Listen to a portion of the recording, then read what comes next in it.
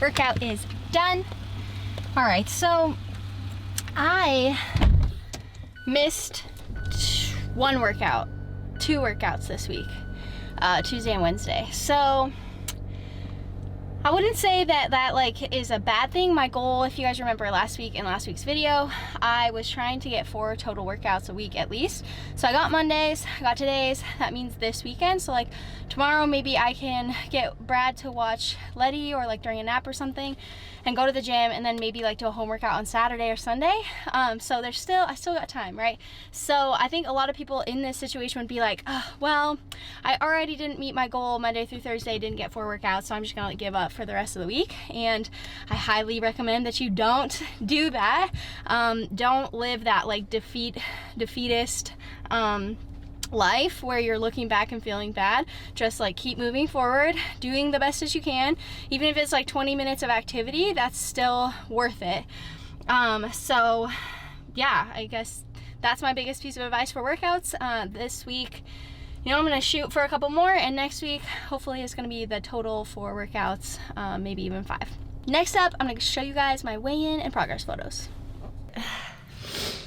I thought I had to sneeze, but I think I'm good. Weighing in.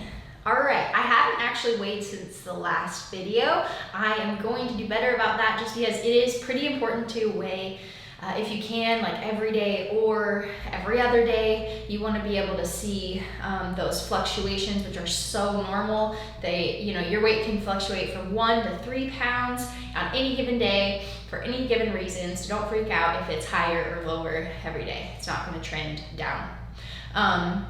But what is helpful about weighing often is that you can kind of gather the weekly average rather than comparing just last week's weight to this week's weight.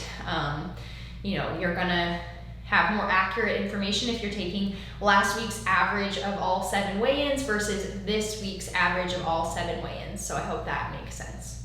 146.8.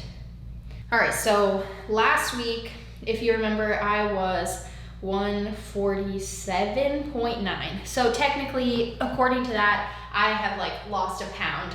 Because I didn't do those daily weigh-ins, I would just kind of take that with a grain of salt. It's probably more like maybe 0.5 to 0.75 lost, or maybe not really any, depending on last week's averages. Maybe I had some high days and 147 was my low day. So mathematically, if that makes sense, that's why it's really important to gather averages. How do I feel about this? Honestly, I'm a little bit surprised because I feel a little bit like fluffy and bloated from traveling. So Monday and Tuesday I was traveling and I didn't really eat that well, but I would say I was pretty active in the airport and at Dallas Market walking around, even though I didn't get to work out on Tuesday. So I'm pleasantly surprised, but again, this is why weight doesn't really matter too much, is because I actually don't feel as good as I did last week. So I would say in this situation, I do weigh less, but I don't feel better. I actually feel like my clothes are fitting a little bit tighter. I don't feel as like lean. So that's due to lack of sleep, traveling, lack of water, just chaos this week. Biggest piece of advice to take away from this before we do our like progress photos and compare to last week is just use the scale as a tool. Don't factor it in as the main source or main like measurement of progress. I'm gonna go film some TikToks, some reels for Motive and Fat and Weird. So let's go do that.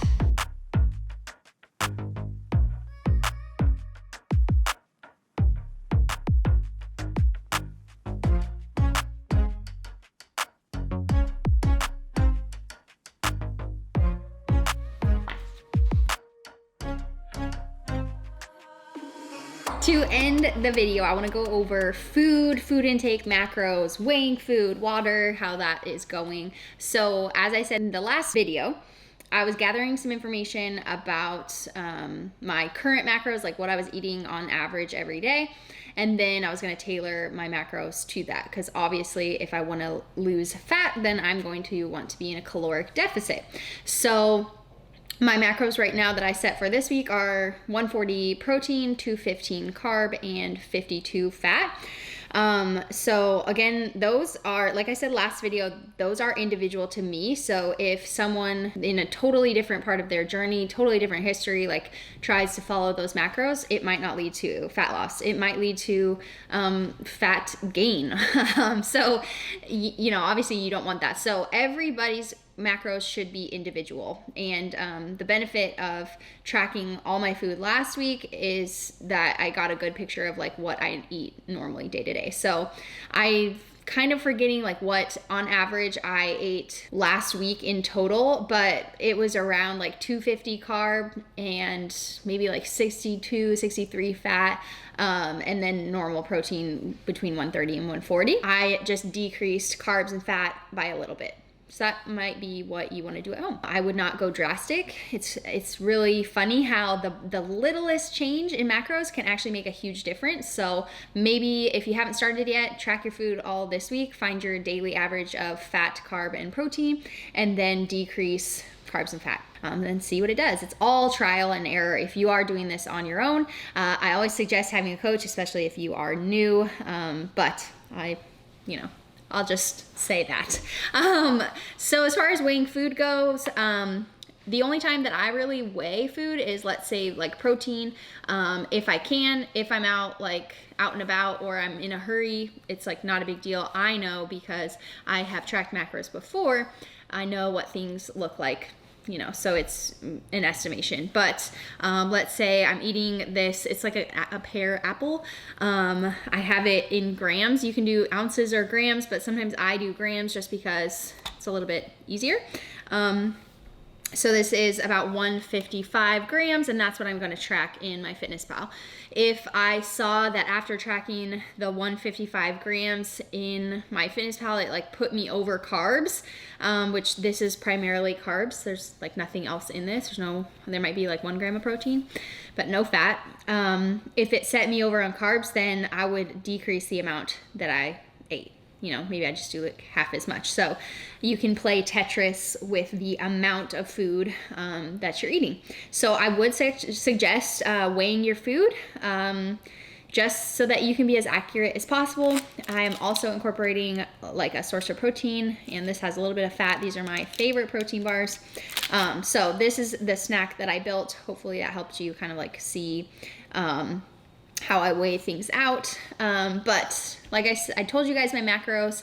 I have not been super consistent this week because Monday and Tuesday I was traveling, and I was okay with that. So, you just move forward and track as best as possible. So that's what's going to happen for the remainder of this week. And then I have been drinking my 1.5 to 2 total hydro jugs, which is almost a gallon. So that is my goal, my macros goal. I'm doing okay. I would say I'm doing like maybe 70%.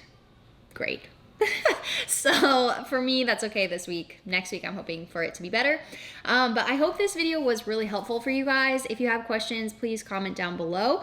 If you need help with finding personalized macros to you, we have an application that's $30 on our website, memoriesovermacros.com.